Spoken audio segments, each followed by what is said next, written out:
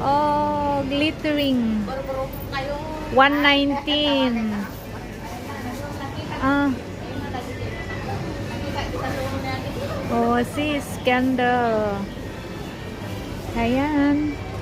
May ano tong, mabango itong mga candle na to. Ayan. 3 sets of bubble candles. Look, it's pretty. So, candle making is, ayan, may mga scents. Ayan. Ayan. Ang mga dried na kung anong anik-anik.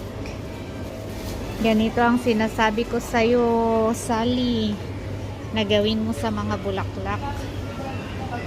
Ayan. Mga pine cone, mga scented.